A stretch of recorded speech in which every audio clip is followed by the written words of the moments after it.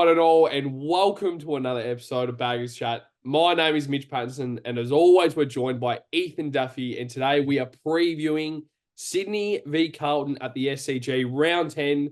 Absolutely crazy how quickly the season goes. Friday, May 17th, 7:40 p.m, and as I just said, at the SCG. First things first, Duffy boy, how are you?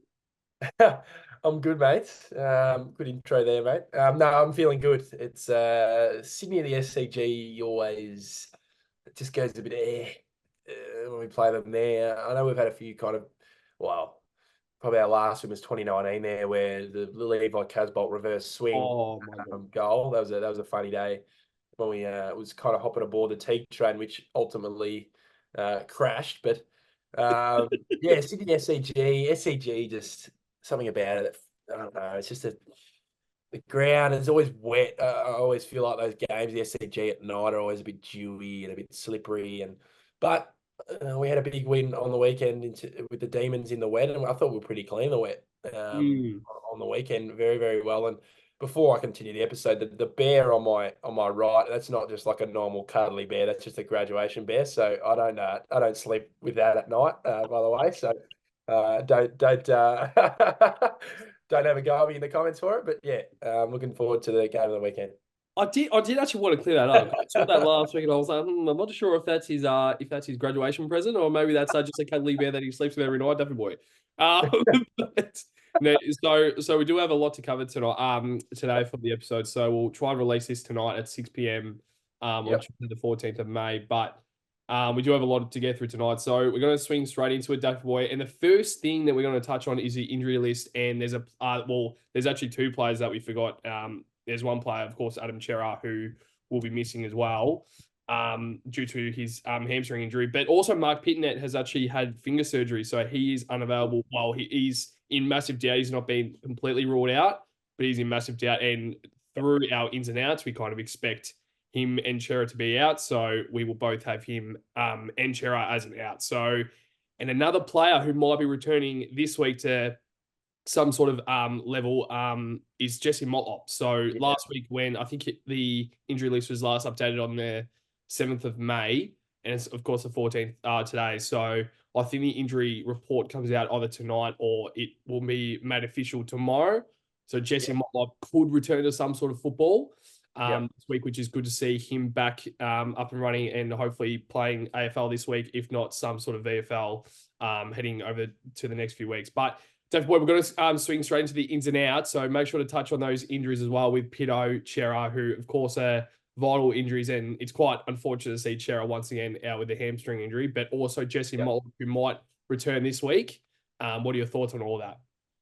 Yeah, it's frustrating with I think Pito is just going to be a week, so that's okay for me. I think he almost not needs a week off, but it'd be nice for him to have a week off. He's a Yes. big body, so there's a big block of games coming up with Gold Coast, and I think the gap from the Gold Coast game to Port Adelaide's only a 5-day break, so they're going to have to be ready for that. But yeah, Chair is frustrating because he was playing well on the weekend. We talked about his performance the week beforehand. We thought he struggled a little bit, but he was very, very good on the weekend. I thought that changed the midfield kind of battle in a sense. Actually, I think they couldn't really get to him, Chera. I thought he played really, really well, but hopefully that's on the minor end. We'll find that out later. I don't want to jinx anything, but hopefully it's a two max, maybe 1 to 2, with Gold Coast next week. So yeah, and Motlop as well. We've been talking about his injury kind of woes the last few weeks. It's been all over the place. And hopefully we check the injury report today and it's not a 5-week injury again. So I feel bad for the bloke, to be honest. Yeah. I think it started off with a turf toe in the preseason game against Melbourne, and then that turned into an ankle, and then it turned into a knee, and then it turned into a hamstring. So it just shows you how maybe if you don't manage it well enough, or just pure unluckiness.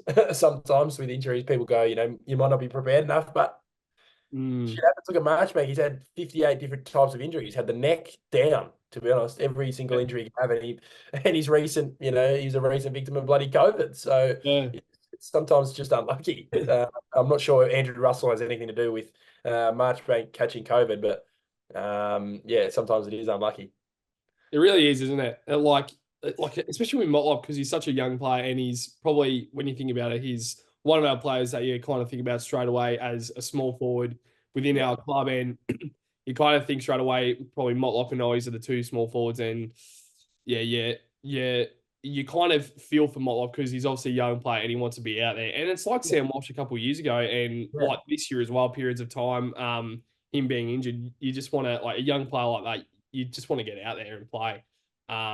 And especially with injuries like this. And yeah, like it's been 4 injuries within like 4 or 5 weeks. So it's a ridiculous. funny one. Very, very funny. And they're all different ones as well. So very unfortunate on Motlop. But yeah, I mean, as we said, hopefully he can return to some sort of football this week. But yeah, like as you said, I think Pitto is only going to miss the week if he does miss this week. And then Chera, it doesn't seem too bad, which is good to see here as well. But then I mean, like if it's a 2 or 3 week injury, we still got a lot of midfield depth that can come Yeah, in. And then maybe Chera can come back around 13, round 14, yep, after the bye even, and then you can really have him in there from round 15 onwards, and then really yeah. charge towards hopefully a finals berth. But we're going to now move straight into the ins and outs, Daft boys. So your ins and outs, including your sub, who have you got? Yeah, it was kind of a topic of conversation before we recorded. I wanted to just nail these, so I wasn't thinking on the spot. So I've got it all locked in. My outs, obviously, the guys we touched on, in Chera and Pitternet with their respective injuries. And my other out will be Lockie Cowan. And my ins will be elevation from the substitute from last week. Hewitt will be in against his old side, from sub. So he's one of my ins. Another in is Zach Williams, so he replaces Lockie Cowan. And my final in will be for his first game this year. Well, no, his second game this year. He played against North for about a quarter and a half before he, I think, Weeders landed on him or someone. No, Lewis Young landed on him. I don't know who landed on him, but I don't know what happened there. He got knocked out for a week. You know, Marchbank, a week concussion turns into 15 weeks on the Yeah. sidelines. So and the guy I'm talking about obviously is Caleb Marchbank coming in. I think, with the tools Sydney have, and then I think Amadi McLean, and Logan McDonald as well. So it's 3 genuine tools. Let's be real here. And I think you probably need to bring in another guy, and Kemp can probably play on a Hayward or someone. And they can switch. I think we don't really have lockdown roles all the time. Maybe Wiedering takes someone certain, obviously, but even then that'll switch around because their forwards are very. Sydney's forwards are, they don't have that guy, do they? They don't have the guy. They switch, and that is why they're ultimately a pretty good side because they're very unpredictable down there. Who's going to kick the 4 goals this week? You don't know, and hopefully no one, but one of them might have a big day. So, yeah, those are my ins and my sub. It's an interesting call. There's 2 names that was floating around in my head. It was Carroll, which I didn't select. He could easily be the sub. Easily, I think it's perfect because Chera out, Hewitt in, Yeah. Carroll, because he's proven. But I think this guy has to come in. His performance on the weekend with 42 disposals in the twos, I think he played a predominantly midfield role, which is very promising. Yes. That's very good. And it's promising. He's got 42 touches as well. He hasn't just played in the middle and had, 18. He's actually dominated. He's the best player on the ground. So Yeah. Jackson Vince will be my sub. I think it's stiff to miss out. Yeah. I love it. Like the ins and outs. So you obviously had 3 ins and outs. Now I have 4 changes. Oh, So one of them is one of the ins is Hewitt coming in for the upgrade from the sub into the 22 this week. So my outs obviously Pitto, Chera, Cowan, Corey Durden. okay. Oh, yes. Okay. I think you need to have a few changes, and you need to make a statement. Like last week, you still get the win, but you kind of looking at me like that almost was a loss, like an unthinkable loss, like from being 28 points up to 1 point. And there's one reason why I'm changing Durden because there's a certain player that I'm bringing, and I think we kind of I think everyone probably knows who we're thinking of right now. So my ins are I've got George Hewitt obviously coming in, Caleb Marchbank as well. Completely agree. Caleb Marchbank needs to come in now. Before I touch on my other 2 ins, you spoke about Marchbank and Kemp. So with Marchie coming in, who do you like? Obviously, Winnering will be there general key defender. Who is the second key back down there? Would you rather Marchbank or Kemp? It's tough. Oh no, not Kemp. Okay, so Marchbank. Not Kemp. Yeah. I think McGovern has the ability too. Last week he had the massive ability too. So I think it'd be who where do you take? To be honest, who'd probably take McDonald. McLean? McDonald. Maybe McDonald. You reckon? Yeah. Yeah, it'd be He's been interesting. good. Yeah, he has been good. And then, but who takes the tall? Maybe McGovern takes Amadi, or I don't Marty. know. It's tough. That's what I mean with this forward line of the Swans. You got to give credit to them. They've they've lost Buddy Franklin and kind of built this little forward line contingent because you've got other forwards in there like Hayward. Obviously, it's been a talking point around our footy club, and Tom Papley. He's dangerous. Yes. He's, and I know one guy's going to play on him. It's going to be Alex Cincotta, but you continue. Yeah. No, well, I mean, the reason why I asked is, I mean, obviously with the two lockdown defenders down there as a whole, you want to have a ring, and then especially with the key forwards down there, you want to have another one. And exactly, I think Marchbank is probably the other key defender from my point of view. But I just wanted to see what where your head was at, because I didn't know if it was like Kemp was down there, and because he can play that key defender role as well. But I think when you kind of think about Marchbank, Gov, and Kemp, I think Marchbank I would like to see as that second lockdown key defender. Now, my other in is Zach Williams. So that's my third in. And my last one, Jesse Motlop. Yep. So I know that he hasn't played any level, and I would not be complaining if Corey Durdin is playing this week.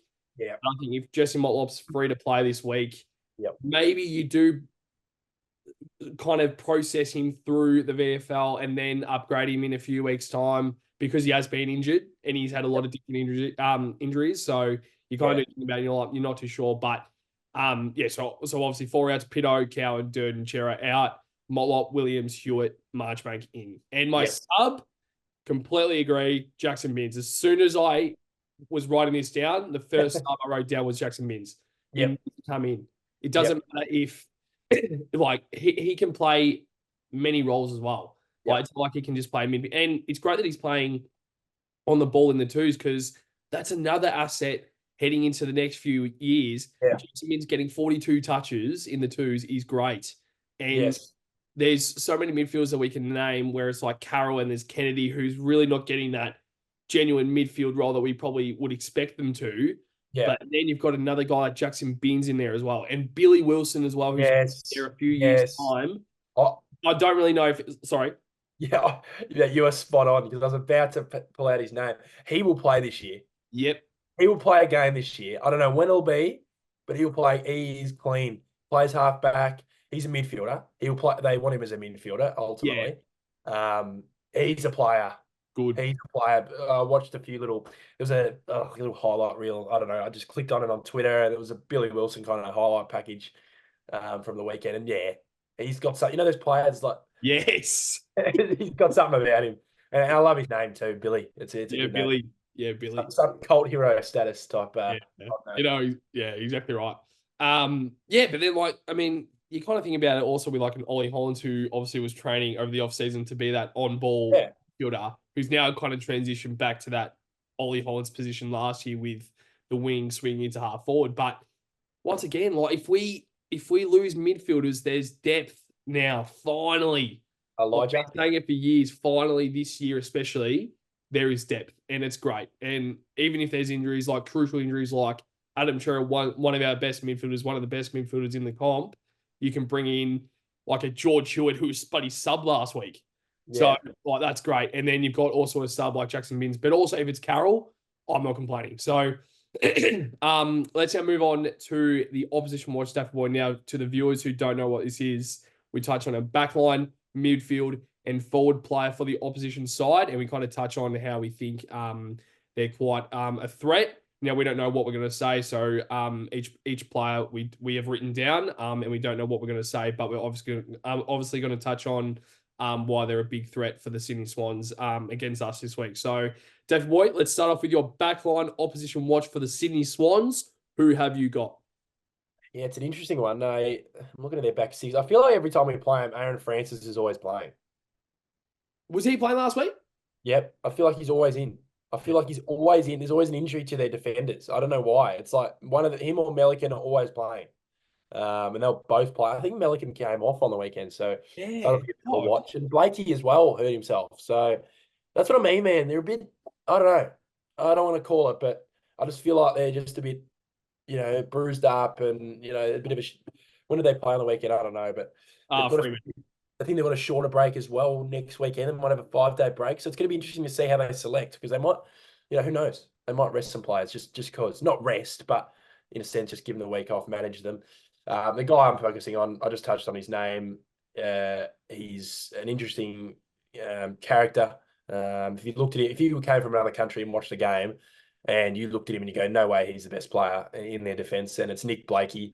And that's credit to him. The lizard they call him, obviously, just because of his looks. But yeah, geez, his ball use is fantastic. His pace is second to none. He's one of the best halfbacks in the competition.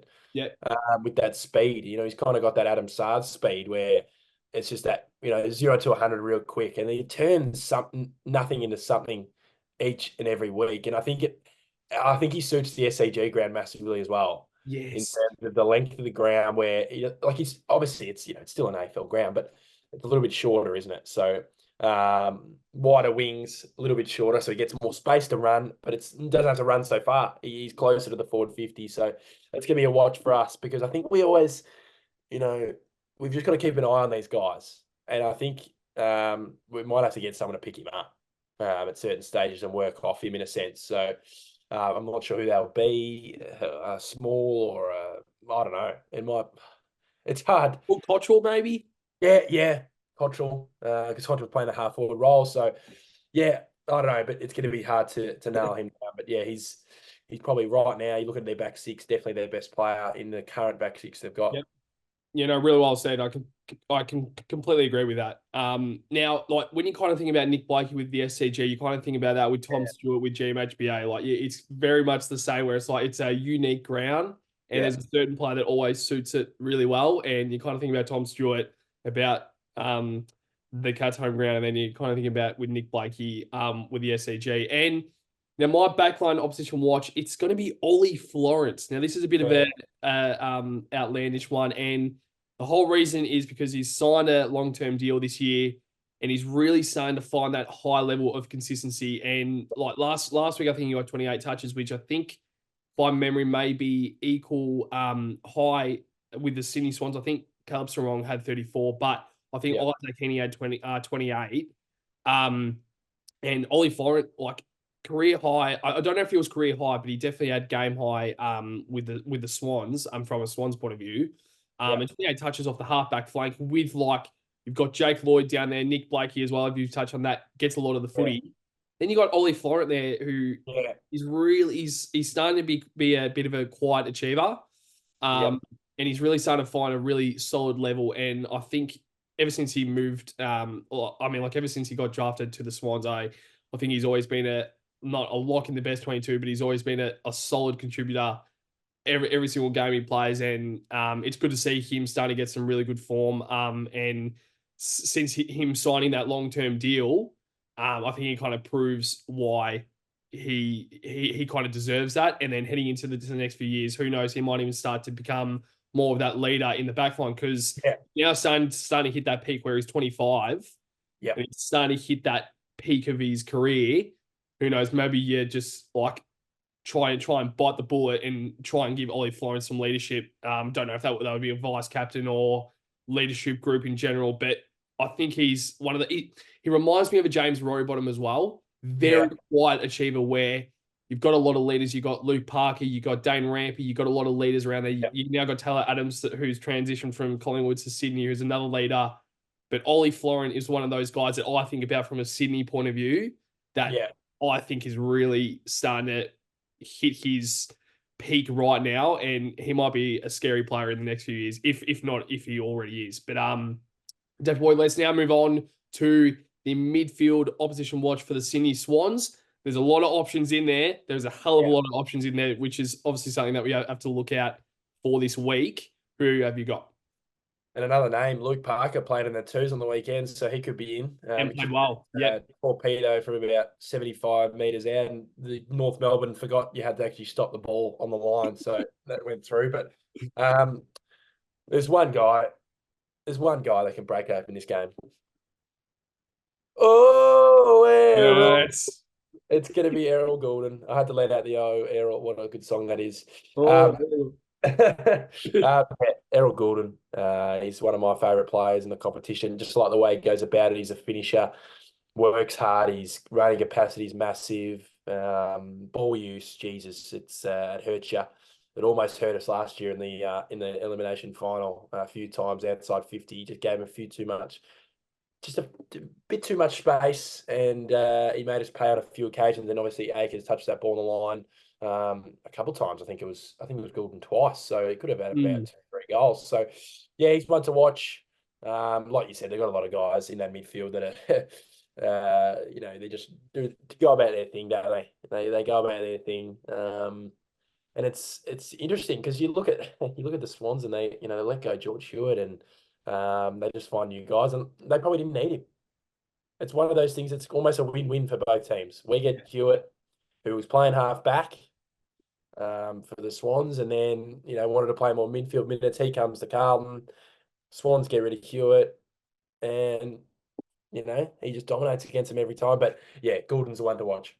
Yeah, no, completely agree. There are a lot of midfielders when I look at the Swans midfield, and then even last week I was checking some names and I was trying to find a way if I was the coach to try and bring Luke Parker in. And there's a certain play that I look at, and probably Harry Cunningham might be a change. So he played last week. He got 18 touches, and I know that he's more of that defender midfield. So I don't know if maybe you move like Roberts even, like I know that he's been that half back flanker, but he's played a little bit more wing as well recently. I don't know if you maybe bring him back as that half back general and then maybe bring Luke Parker in. I'm not too sure, but if I was a Sydney supporter, I think you have to try and find a way to bring Luke Parker in because he is vital to the Swans midfield. But also, like you got Taylor Adams in there, James Jordan as well. Yeah. You kind of think about it, you're like, is there enough? Like, is there space Yeah. for Luke Parker? Probably not right now. Yeah. I think with him is you almost go him and Taylor. I think you got to pick one or the other. Yes, completely agree. I hate to say it, but yeah, it's got to be one of them. But yeah, you look at them. I know they got a lot of mids, but we can battle this midfield. Oh yeah, yeah. And when we're on our game, I think we can beat this midfield.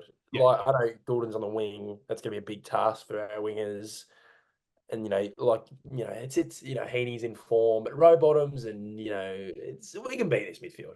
I think we can. And we bat a little bit deeper now with Elijah Hollands going in there for stoppages. That was a good watch on Fox Footy as well. First crack when Cripps going forward and in just stoppages, and it actually the other team go be like, oh shit, where's Cripps? And then Oliver follows him up forward, and who gets the goal? He gets it because Elijah Hollands at the stoppage. He swaps with him. Bang. Like little things. But back to you, sorry. Yeah, no, all good. But yeah, like you kind of think about like even Chad Warner in there as well. He's a bit of a threat. But I'm going to touch on my opposition watch from the midfield, and it's James Rowbottom. I've mentioned him a few times this episode, and the whole reason for this is it's a small ground. It's a smaller ground than most, and it could be a highly contested game. I haven't checked the forecast, and I don't know if it's clear or not, but if it is a bit like wet, and when I think about it, you kind of there's a few games that I remember Carlton playing at the SCG against the Swans. Yes, it's always been wet. Like know that one. Juddy, keep the there was one in 2013. I think when they paid the deliberate.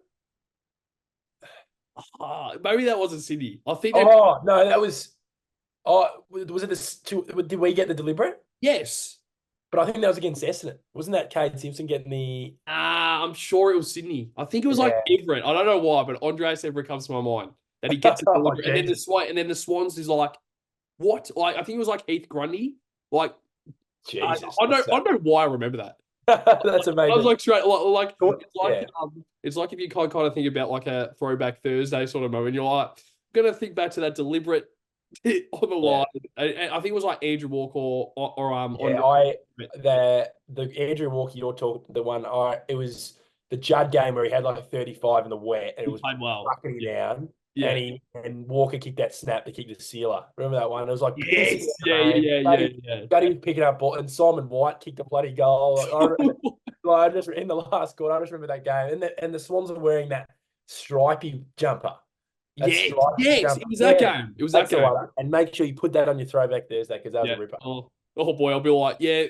Let's do a throwback Thursday to when the ball was there. The very like it was a bit of a controversial call, and I think it was the match winning goal, something like that. It was something. Yeah, yeah. But I need to make sure that I go back to check that after this episode. But yeah, so James Rowbottom, if it is a highly contested game, which you assume it would be, you think it would be perfect for a guy like James Rowbottom, who is leading tackles in the competition. So he is a guy that's really dominating this year, especially. But I think he's a general in that Sydney midfield. And to kind of think about him, be like, wow, he's leading the tackles in the competition. Yeah, the kind of think about a lot of great tacklers in the comp. And James Rowbottom is there.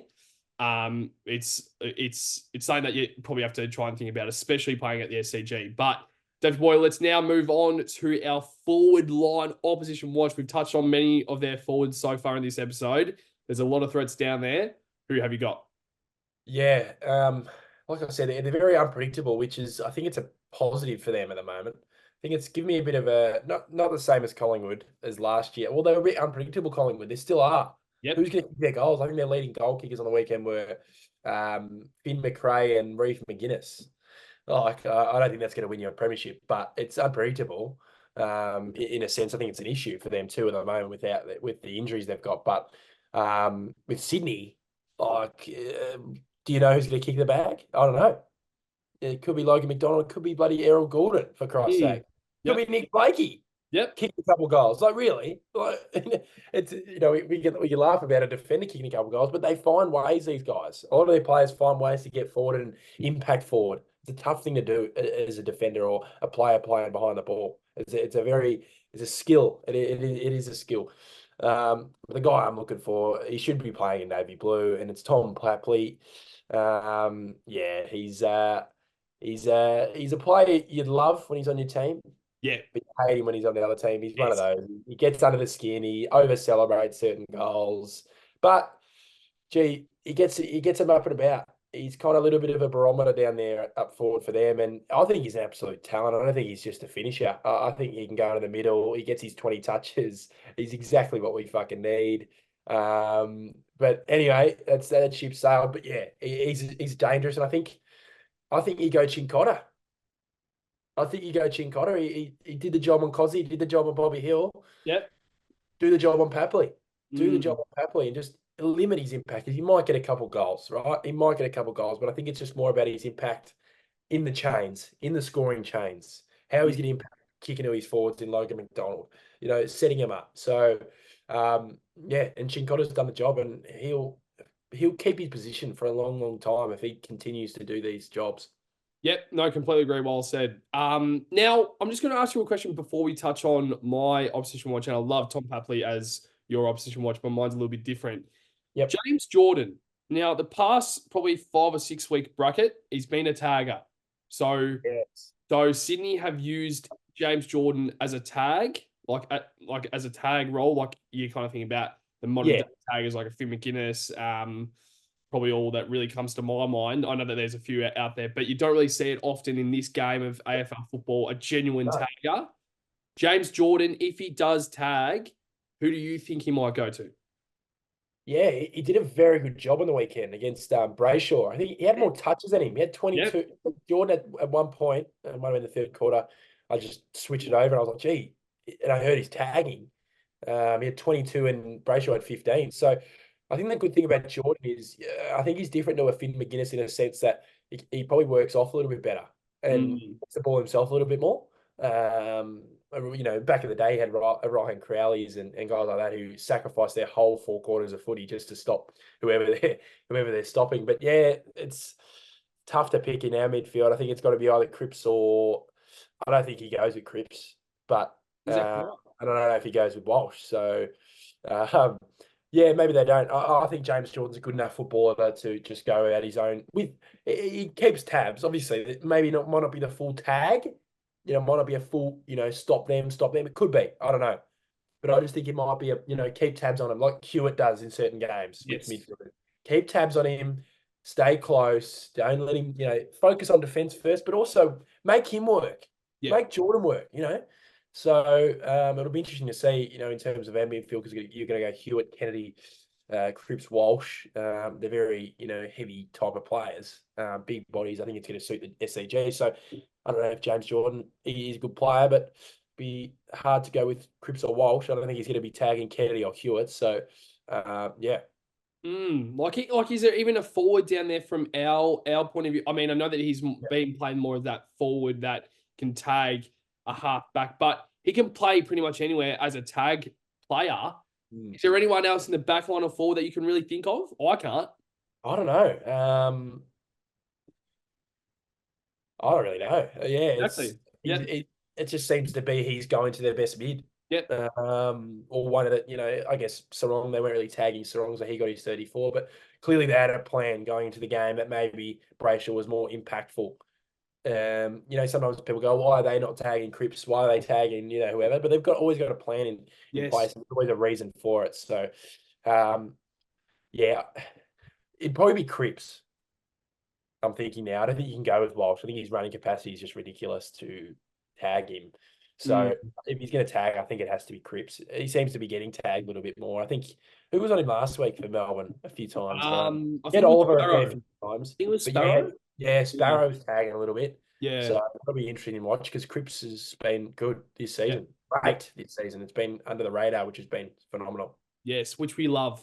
We love he's been under the radar. Like he's one of the best players in the competition, one of the most talked about players in the competition, and he's still playing under the radar. And you're probably thinking about 2022 was his career best season, but this isn't far behind at all. And I think he's doing other, like I think 2022 he was kicking goals, but this he's getting 35 touches, man. Like that's insane. So yeah, so because I just looked back at the game last week, Fremantle, Sydney, and yeah, so I think 3/4 time, Andrew Bracewell was on about 16 touches, and Jordan was on very like he was probably around the mark, if not, he was getting more touches. But I think 3/4 time, I think they must have dropped the tag when you kind of knew that the game was kind of, it was kind of game over, and then you wanted to try and get Jordan a little bit more freedom, I guess, and Andrew Brayshaw ended up with 25. So you kind of think about it and you're like, well, you kind of drop the tag and that's what happens. So I think Sydney did it really well, and maybe they do it again this week where they tag Cripps, and if it's going well 3/4 time, they then drop the tag and try and release Jordan, because as you said, he's a great footballer anyway. Like Melbourne, he just couldn't get their chance because they have Sparrows, Oliver, they have Petrarca in there, they have Viney as well. It's hard to get a game, but now at Sydney, he's getting a regular game. But also, when you think about it, Jordan might be one of those players on the chopping board, because Luke Parker could come in if it's this week where you're not going to tag a player.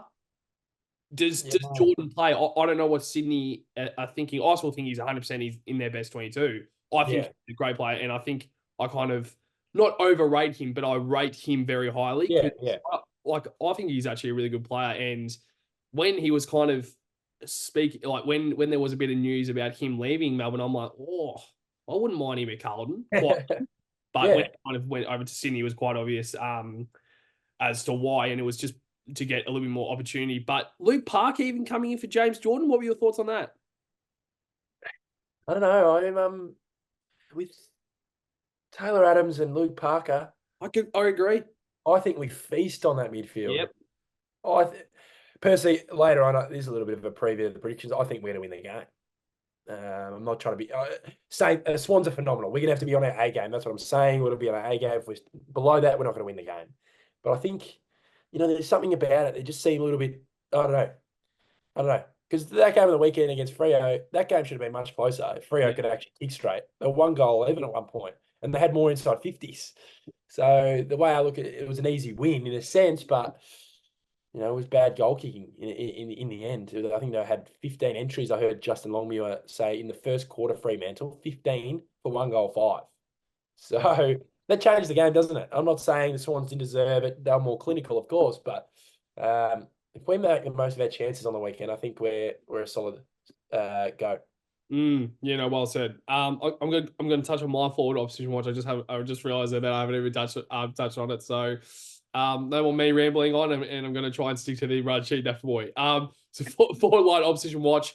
I've gone the player that would love to perform for his next year's side, and it's Will Hayward in the forward line. Now, obviously, if you guys have been living under a rock, Carlton have thrown a bit of an offer at Will Hayward. Not an offer, but a bit of a quite on the table. And Will Hayward's obviously not going to answer it in May this year, but he might answer it towards the end of the year. And as I said there, would love to perform in front of the club that he will be playing for next year. So Will Hayward, I think, is a bit of a threat down there, especially since maybe we might not bring in March Bank. Can we try and stick to that smallish, Weeders, of course, and Kemp as the defenders, and then McGovern as well. If we kind of play that game, Hayward is a bit of a threat because you've got the key forwards covered, but you don't have a medium-sized forward covered, and that's Will Hayward. And you kind of think about it from our point of view with our forward line, you've got Jack Martin, who also, there's a bit of news about Jack Martin, and there's a few WA sides interested in Jack Martin. And I'm sorry, but if Will Hayward comes in next year, he's gone.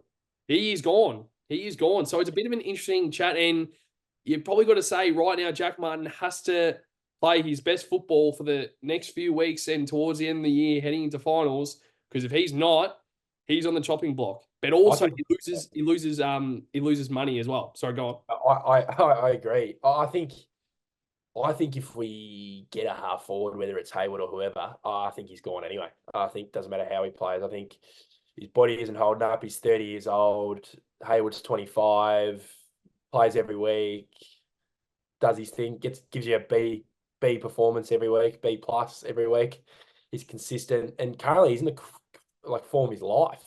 I think Hayward, he's been phenomenal the last few weeks. So that'll be an interesting situation, but I do love Jackie Martin for the rest of the year, so we'll get around him. Yeah, no, exactly right. Yeah, now 29 turning 30. That is unbelievable. Out of contract. Yep. I think right now, unfortunately, he's got a few more years left, but he's now starting to enter that twilight into his career. Yeah, now if it's kind of do or die right now. You need to kind of prove yourself to the club, but also to other sides in the competition. It's not like you're just proving yourself to the club you play for. If you want to try and move back to WA, you need to try and prove yourself. And I don't know, that is an interesting, because I thought he was a little bit younger than that, but 29 turning 30. That's obviously a thing that he obviously needs to be looking at towards the end of the year. And I think having that training block was great because now he's so-called fit. Now it's up to him to really find some form and show us that you are a part of this forward line. And you might keep a guy like Will Hayward out because we got Jack Martin down there. Sorry, but we don't need Will Hayward. I know it's kind of like you think about, you're like, I think you would much rather Will Hayward. But if you've got Jack Martin down there performing and he's almost an all-Australian, who he can be if he plays his best football, Will Hayward, sorry, mate, you might have to stay in Sydney or move to Adelaide where you probably don't really want to go because we've got Jack Martin down there. So I know, you kind of think about it and you're a Carlton supporter and you're I think, Martin is the guy that what could have been if there wasn't injuries, but show us. You've still got a few more years left in your career. Yeah.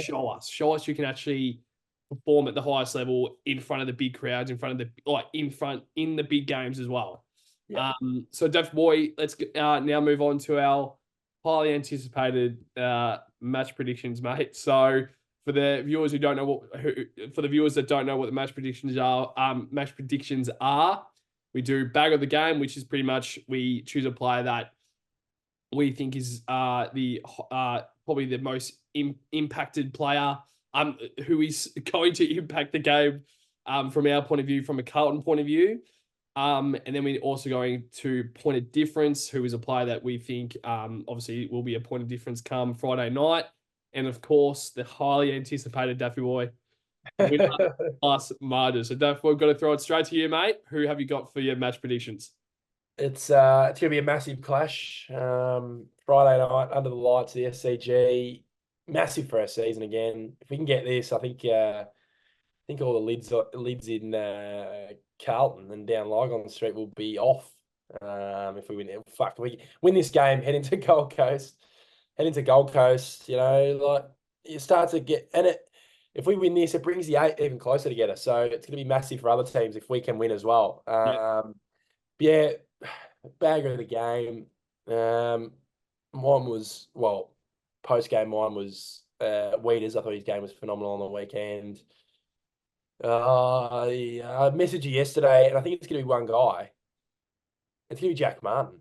Ooh, like it. It's going to be Jack Martin. I had a Right. feeling yesterday that, even though they've got a few defenders out, I think that hurts them actually manning up on him too. Yeah. That might free him up a little bit. I don't know who's going to take him. I don't really care because he's going to kick 4 goals. I just think it's his game. It's his ground. There's something about that ground and something about Yes. the way this game's going to Yes. play out that opportunities are going to be vital, and he takes his opportunities. He's the opportunity taker when he gets them. He might not get 58 touches. He might get his 13 touches on the weekend, but I think he's going to elite. It's going to be 4 goals. For him, point of difference. Jesus. Point of difference. Point of difference. Point of difference. Point of difference. Point of difference. Point of difference. I'll say it again. Point of difference. Yeah, it's. I look at the ins that we bring in. I think the point of difference will be Elijah Hollins. Like I it. think I think he could be the point of difference for the rest of the season on my end. But yeah, he'll be the point of difference. He can play in the middle. He's going to sign his contract in the next few weeks, an extension, lock that in. I think it'll be a 2-3 year deal for him. I think originally it was a 3-year deal before he got here, and then obviously the off-field stuff happened. So he said, "I'll just go 1 year and prove myself." So good on him. Seriously, Yes. good on Yeah. him for doing that. But let's make sure we re-sign him. He'll re-sign, I'd imagine. So Elijah Hollins is my point of difference. Love the way he goes about it. Classy footballer. Winner plus margin. I tipped 1 point last week. I don't think it's going to be that close. I think we're going to win this game. I think Carlton are going to win this game of football. I think it's going to be a massive scout. One of the famous victories we're going to have. We've had a few famous victories this year. I think, opening round was a big one. At the Gabba, breaking a little bit of a hoodoo. Brisbane, the reigning premiers, and at the time they were, or not reigning premiers, reigning runners up. Yeah. Yeah. At the time, I think it's gonna be one of those scalps where we go, gee, that was a massive win in our season, beating top of the ladder, and I think we're gonna win by 22 points, Patto. I think we're gonna go, fuck this close shit. We're gonna win this. I think last week a very, very good Demon side had a massive momentum shift in the end of the game. Let's be real, a lot of shit went right for them at the end. It really could have been 3 goals. That happens. It's 2 good teams facing each other. Momentum shifts in football. Yes. And people got to get that too. Yeah. Sometimes you got to, I think last week we just got to take the fucking win. Considering the week before's performance against Collingwood was horrendous. So we take the win, and now we've got a bit of confidence heading into Sydney, who have lost 1 game. I know due to lose doesn't really count for good teams, but I think they are. I think they're due to drop 1. They've got a challenge against us at the SCG. Yep. And why not bring it to them? Why not bring it to the Swans this weekend? We've struggled a little bit in the past years of the SCG, especially these night games. We always play them in Indigenous round, don't we? About round 10, we always play them, and we've lost the last couple over there. So it's time for us to go, yep, we're going to beat the top side, and we're a premiership contender to other fans. We know we are. Our best is definitely good enough, but I think everyone's kind of like, Carlton are just there, like they're just in the contention. I think if we win this week, we are going to run away with the premiership. Yeah, no, it's really well said. And I completely agree with that about the external, I guess, observation from the supporters. Yeah. They don't give us a chance to win the flag. They don't give us a chance to be top 4. Like top 4 maybe, but yes, just scrape in. Like it's small things like this game where it's like if we can prove out, but not just to the external, to ourselves, we can actually perform against the best sides, because we beat Demons, but we don't really know where Demons are. We lost to Collingwood, and we kind of assume where Collingwood are as well.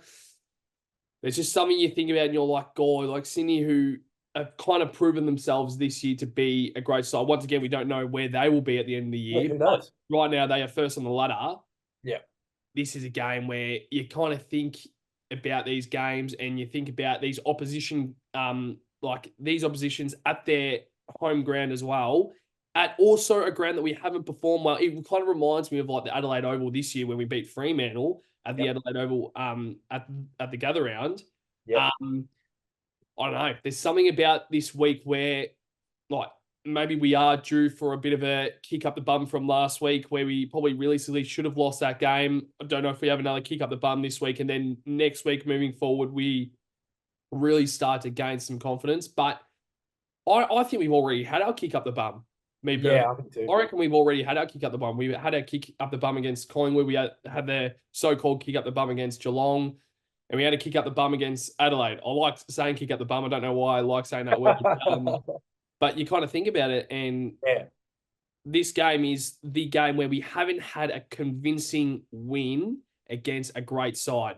However, let's head into my match predictions with Def Boys. So, bagger of the game, the whole reason why I've got this guy down there is because Mark Pitnet is not playing. Well, might not be playing, and it opens up an opportunity for this guy. Yep. And he was the second ruck. He was leading the Brownlow medal at the start of the year, without a doubt. And it's Harry Mackay. He is the shorter ground. No McCartan down there as well. He's been ruled out for the Swans. My God, Harry Mackay, who is like a big, I mean, obviously a big target down there, but he's also a big threat. If I was a Sydney supporter, you would kind of think about maybe Charlie Curnow, but I think Harry Mackay is another player down there. That is a big threat. And as I said, like without Pitto down there, and then you got TDK versus Grundy, which I like that matchup. Yes. I like that matchup. I think Pitto versus Grundy kind of scares me a little bit. Yeah. TDK versus Grundy, like me thinking about TDK as a sole ruckman, I'm like, oh, like it kind of worries me a little bit. But this is probably the one matchup where I'm like, okay, that's not too bad. That's not too bad because their second ruck, they've got McLean, but you've got Harry Mackay as our second ruck. So you think about it and you're like, okay, well, Harry Mackay, it's a big opportunity for him. And yeah, like as I said, I think he plays, like when he plays as that second ruck, he really plays well. And back of the game, Harry Mackay for me. Point of difference, it's an interesting one. Yeah, you think about the players and you're like, who's going to be the point of difference in this game? And the whole reason why I've got Brodie Kemp down there, because Caleb Marchbank might be coming back this week, which opens up another avenue for Brodie Kemp. But even if Marchbank doesn't play, we all know how great Brodie Kemp plays with McGovern there. Yep. And it really does open up an avenue for Brodie Kemp. And I think he's going to be our point of difference. Now, winner plus margin. Now, I will be honest. I did have Sydney. Before this episode. So I had Sydney down here. I was like thinking, I just don't think we would be able to win this game. Yeah. Now, the tides have turned, Def Boy. However, you spoke about not wanting another close game. I don't think I want another close game, but I don't know why. But I've put Carlton down here by 9 points. Yeah. So right. That close game. But I kind of feel it being like close for like maybe the last 5 minutes, 3 points, and then next minute, Harry Mackay is going to kick the sealer. He's going to go on his left side and just snap a snapperoonie straight through the big sticks and put the Bags up by 9 points with 20 seconds to go. But you kind of think about it and you're like, if we can get this win, doesn't matter if we win by 1 point. You probably would hope it's not 1 point win once again. I'll take it. Yeah, but they're starting to turn into Cardiac Carlton, Daffy Boy. Cardiac Carlton. A bit of a nickname, but there's a lot of opportunities moving forward into this week where we might bring in these certain players where it's kind of up to them now where, say, like Jesse Motlop, if he does play, show us that you are within this best 22 and you deserve a spot in this best 22. Zach Williams as well. There's no more excuses now. Chincotta's back in playing that lockdown small defender role. You've got Jordan Boyd down there. You've got Nick Newman as well, who's playing that really good halfback role. Zach Williams, if you want to prove yourself in this best side with Adam Sard waiting in there, like on the bench. Well, I mean, not on the bench, but like... Is he back next week? He's 2 weeks away. He'll be back for Port Adelaide, won't he? 2 to 3, yeah. But I don't know if we maybe just kind of wait until after the bye, get him completely right. What's your thoughts on that? Yeah, it's yeah. I don't know. I think if he's ready, you go. But I do understand with the buy. They do tend to do that. But it depends when he comes back. Like if he's ready for Gold Coast, Exactly right. then you go, maybe he does come in for Port. Yeah, Maybe, yeah, I don't know. But I do agree in terms of the buy. You tend to do that. yeah. And it's great that Jordan Boyd's playing so well. Yeah, that's good, So isn't it? great. And once again, like we're dropping Lockie Cowan. Yeah. He's actually been playing all right as well. Yeah, Like, he has been. so you've got options there, and you can kind of hold off with Sardi. But I think my point of view is I want to have Adam Sard back out there as quickly as possible. But you kind of think about it, you're like, my God, like Williams, Boyd, Sard. I don't know if those three all work together. I'm not too sure.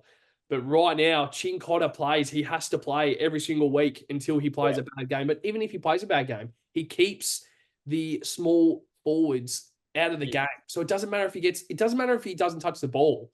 He just needs to keep his opposition scoreless. Do not have any impact on the game. And he's been doing that. And it's not like it's been against dud small forwards. It's been against the best small forwards in the competition. It was Pickett last week. It was Bobby Hill the week before. This week it might be Tom Papley, as you said. Yeah. Pickett keeps Tom Papley once again scoreless and no impact at all, which is rare for Tom Papley. My God.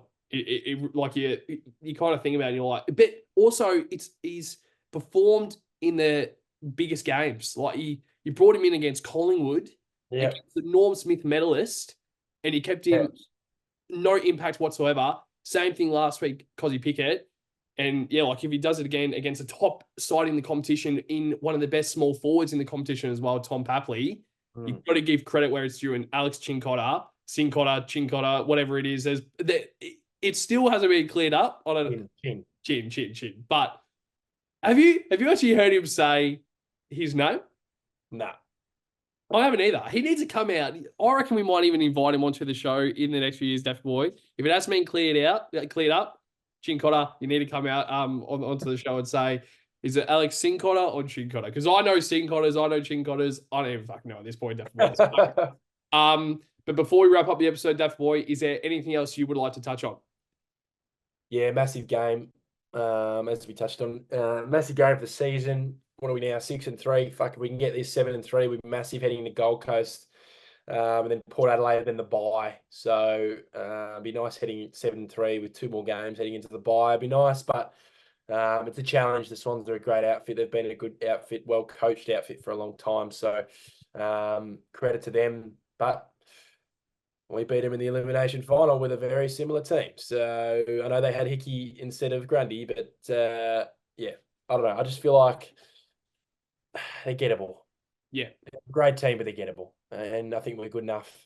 But got to be on our A game. If we're fucking they're in 4th gear and we're in 1st gear, gee, it could be a long night because they know how to play that ground well. So, yes. Yeah. Well said. Yeah, I mean, I think it's been a bit of a longer episode. I think previews are usually shorter than the reviews, of course, because there's probably less to touch on when it comes to the review of the games. But well said, Daft Boy. Absolute pleasure doing an episode with you every single week. But to every single Blue Bagger and AFL supporter, and as I said, let's say most weeks, sports supporter in general, make sure to like, comment, and subscribe if you do enjoy our content. Make sure to also subscribe on our YouTube channel. We're up to 902 subscribers, I think, now. So that's been 900. Absolutely flying the past few weeks, but we're on our road to 1K subscribers. And I think as soon as you get that 1,000 subscribers on YouTube, it's a great achievement. And it's something that as a Carlton page, is something that we're quite proud of, and we want to try and grow it to new levels and new heights. And who knows, in a few years' time, we don't really know where it's going to take us, but we are trying our best every single week to try and bring as much content out there. But yeah, so to you, Daffy Boy, it's every single Blue Bagger out there. Up the scarf's not even right. Up the baggers.